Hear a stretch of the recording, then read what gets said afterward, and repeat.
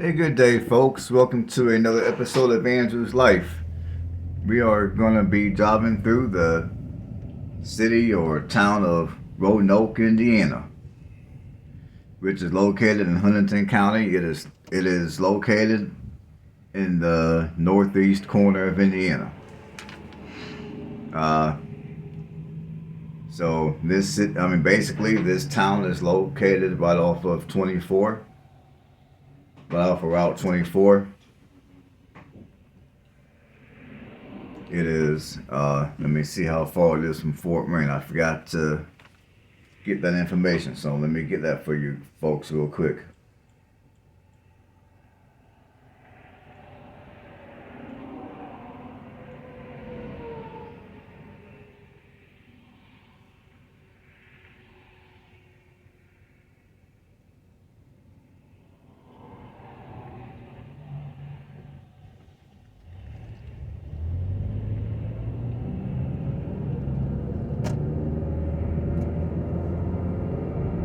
Roanoke, Indiana to Fort Wayne, Indiana is 28 minutes away.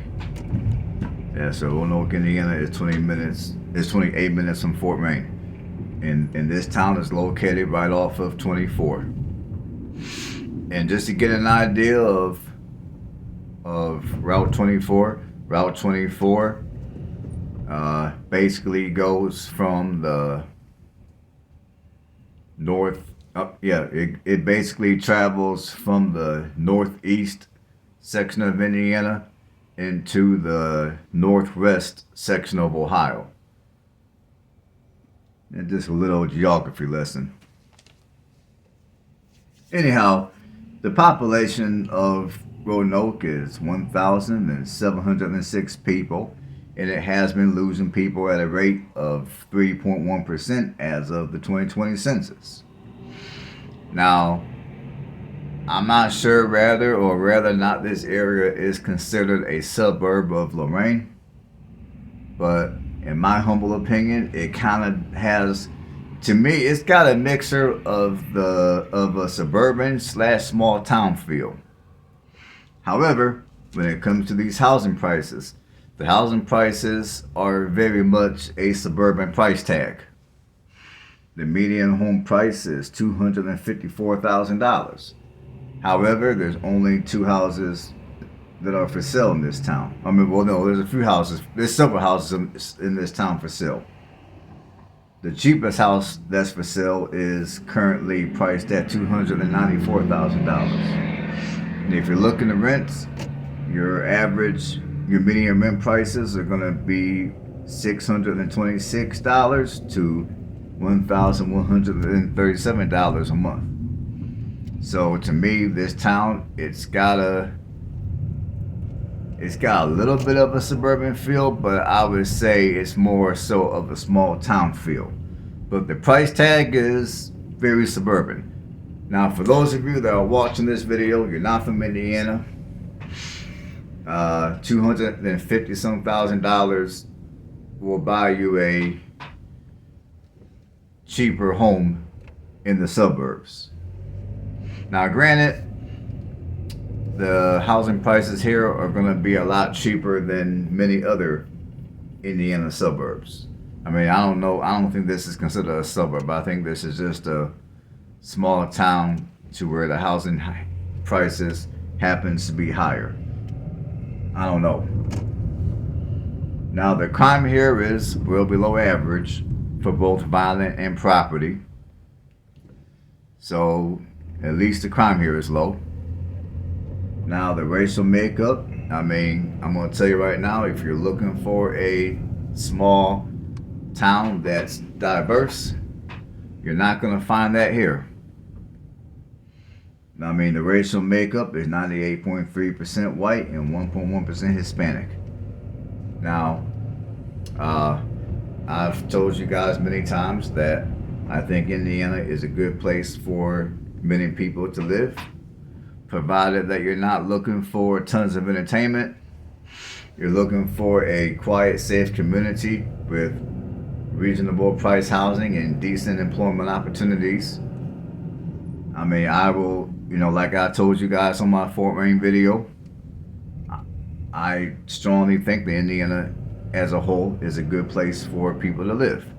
Now, one thing I dislike about Indiana is many of these small towns do not have a lot of diversity, as you guys can see. For many of you that are natives of the Hoosier State, you know that many of these real small towns do not have a whole lot of diversity, and that's one thing which I dislike about Indiana.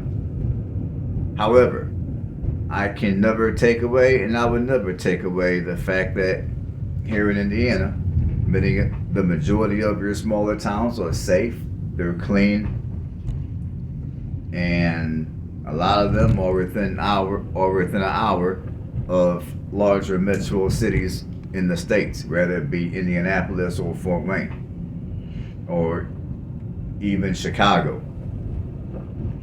or Louisville, Kentucky. Because Alabama's got a lot of small towns.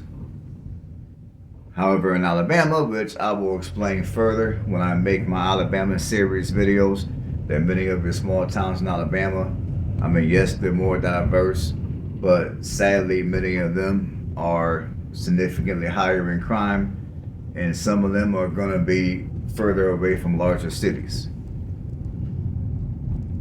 So anyways, let's keep going. I mean, so really, as far as it goes for this town, I mean, I don't really have a lot to say about this town. I mean, I don't really have anything negative about this town to say. I mean, it's just a small town with just over 1,700 people. I mean, I can't even talk. It's just a small town with a tad bit over 1,700 people. I mean, it's not a bad place to live, provided that you don't mind paying that price tag for housing.